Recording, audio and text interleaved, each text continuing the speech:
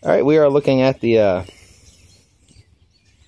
Yamaha YZ80 that I talked about last night. If you just watched another video that I uploaded, talked about the DR, and I talked about this YZ80.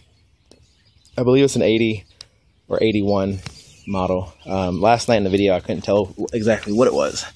I wasn't sure if it was an 80 or 75 or a 50, but it is an 80. This thing is locked up. There's no spark plug in it. It was like that when I got it. And when you try to kick it or roll it while it's in gear, it doesn't do anything. So the plan is to maybe put some PB Blaster down in the spark plug hole and see what happens, see if maybe I can break it free. Maybe it's not too stuck. If that doesn't break it free, then I'll go ahead and take the top end off and see what the damage is on the inside. Hopefully it's just top end and it's not bottom end stuff. But for the most part, it's complete. It's got a nice nifty screw going through the clutch here, holding it on. That's always good to see. But the clutch works. You put it in gear and pull the clutch in, and it makes it free. There's no front brake system. At least the cable's missing from up here.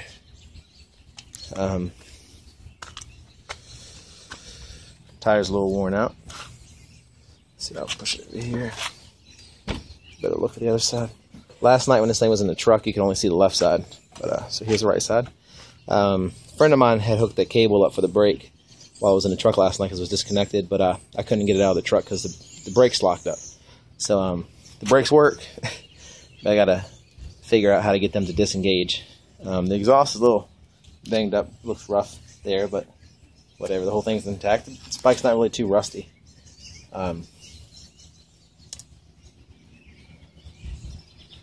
Looking it over, but I just wanted to give you a quick view of it since last night the view was kind of bad because it was dark and you only see the other side of it. But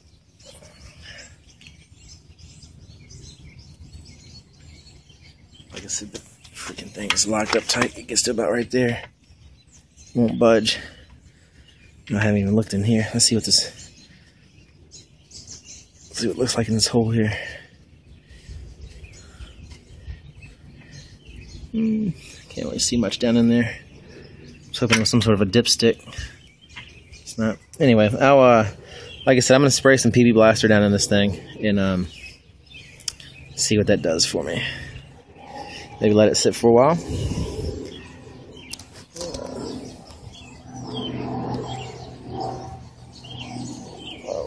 I'll put that back in a minute. Last thing I want to do is strip it out while I'm messing with it with the camera. But weird thing, it's got these numbers on the seat as if it was in a junkyard. Not exactly sure what the deal was, like a salvage yard or something. It says here, California Highway 95, Spires.